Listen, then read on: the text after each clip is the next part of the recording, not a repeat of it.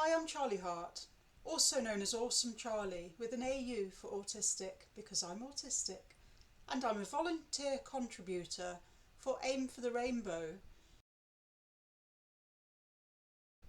We are a queer volunteer team within Autistic Inclusive Meets, and we aim to promote understanding, acceptance, compassion, support and love for young people who are on the double rainbow intersection, that is to say, young people who are both neurodivergent and LGBTQIA+. This I do for my younger self who didn't have that understanding, compassion and support.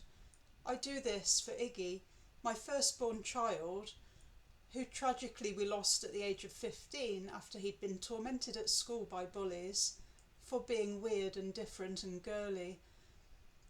And I do this for my other two neurodivergent teenagers, J and C, who are both neurodivergent, they're both LGBT, and they're both all kinds of awesome.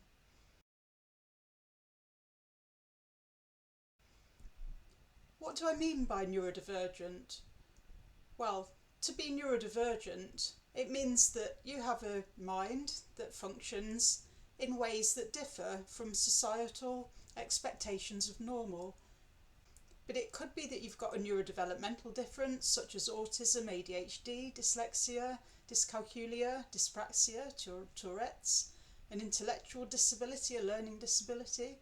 Or it could be that you've got an acquired difference to the way that your mind works. This could be because of developing a mental health condition such as bipolar disorder, OCD, anxiety disorders, PTSD. I've got complex PTSD. It could be that you've had a brain injury, that it's accident related or from a stroke. In any case, neurodivergent is an umbrella term and it's an opt-in term. It's a socio-political label. If you like it, you can use it. If not, you don't have to.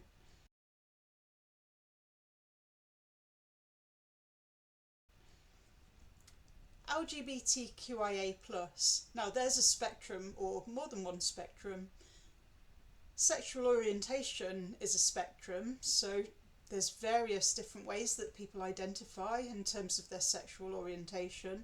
Could be gay, could be bisexual, pansexual, queer. You could be demisexual, asexual, all kinds. And gender identity, you could be male, you could be female, you could identify as neither or both, or depends, you could be gender fluid. Even sex assigned at birth is not as binary as people think, so there's quite a surprisingly big minority who don't fit neatly into male or female at birth. It could be they've got genital differences or chromosomal differences. This could be as many as 0.5% of the population. So even the basic biology, it is just the basic biology. It's actually far more complicated than that.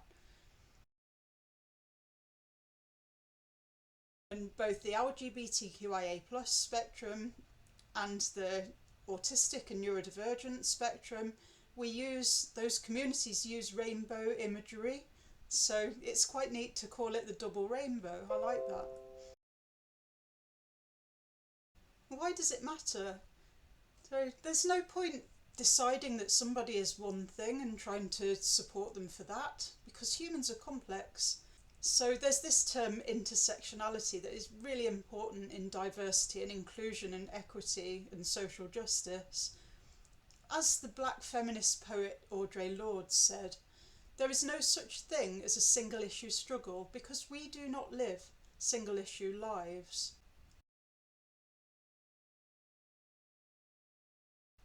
And the double rainbow intersection is surprisingly common. A recent study by Bush et al. In 2021, they were looking at young women and people assigned female at birth who are autistic, and they found that over half reported to be on the asexual spectrum. Many others identified as bisexual, pansexual, demisexual, and only 8% 28% identified as strictly heterosexual.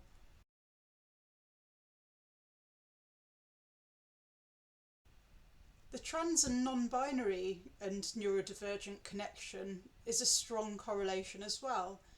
A study published in European Psychiatry recently examined autistic traits in transgender and non-binary individuals and found that those individuals often display significant autistic traits even if they're not diagnosed autistic.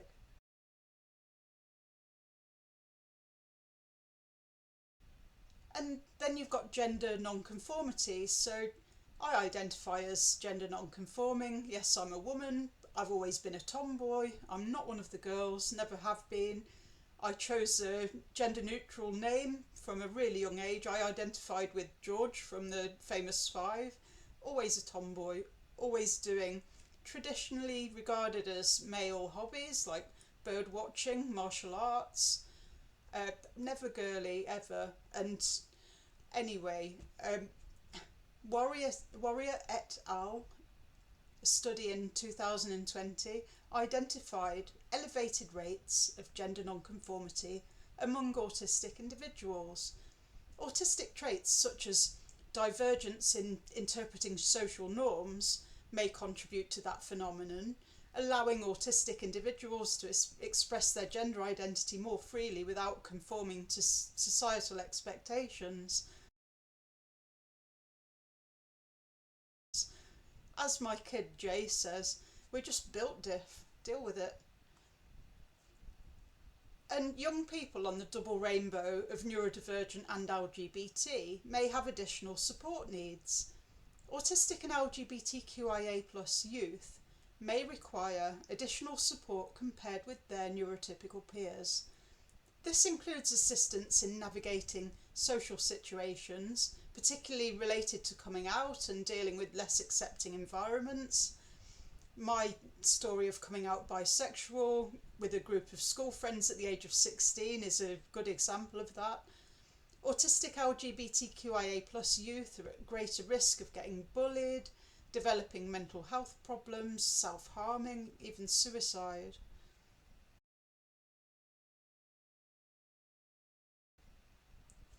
What can you do to support us?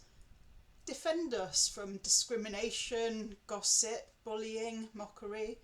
Be aware that jokes and banter may be insensitive to some of us. Yeah, we've all heard the old one about you're bisexual, that means that you've got twice as much chance of getting a date on a Saturday night. Presume competence and treat us like adults. We know our own minds. Challenge your cis and het normative, neuronormative expectations. Consciously accommodate us with dignity and respect. Take care of us when we're overwhelmed and excluded. Ensure we have a voice. Consult us about decisions. Help create and demonstrate an inclusive culture with psychological safety, and by that I mean an environment where we feel safe and we actually are safe to be our authentic selves. Respect our identities. So my name's Charlie Hart. I chose that gender neutral nickname. I call myself Awesome Charlie because I'm not ashamed of being autistic. I've embraced that part of my identity. My pronouns are she, her or they, them. I don't mind either way. I'm not precious about either. I share my pronouns mainly to show that it's perfectly normal and okay to share pronouns. I'm queer because yes, I'm bisexual, yes, I'm pansexual, yes, I'm gender non-conforming, and all of those are quite specific, and it's quite nice to have a more umbrella term that's deliberately vague, so deliberately more inclusive. And yes, it used to be regarded as a slur, but it's been reclaimed by the queer community, so if we call ourselves queer, then that's okay and we don't need to be corrected about that. I call myself an ADHDer rather than saying I have autism and ADHD, because it's a description, it's how my brain works, it's intrinsically me. I'm autistic, I'm ADHD, I'm awkward as hell. When it comes to language preferences, many autistic adults prefer to use identity first language. If that's our personal preference, please don't correct us. Likewise, if there was someone that preferred to say they have autism, we would need to go along with that and not say to them, you must identify as autistic. It's very much down to the individual and what they prefer.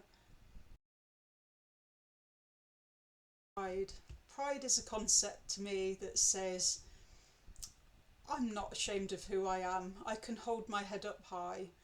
I'm proud to be autistic. I'm proud to be ADHD. I am proud to be queer and a queer ADHDer. And yeah, I've just, if anyone doesn't like it, that's a you problem. So I'm proud. Proud of my kids. I'm proud that they're awesomely neurodivergent and that they're LGBT, that they march with me at Pride, that they campaign to protect trans lives. I think they're brilliant and I wouldn't change a thing about them. Love us for who we are. Love us for our differences. It's all good. Humans are not meant to all be the same. Different is okay.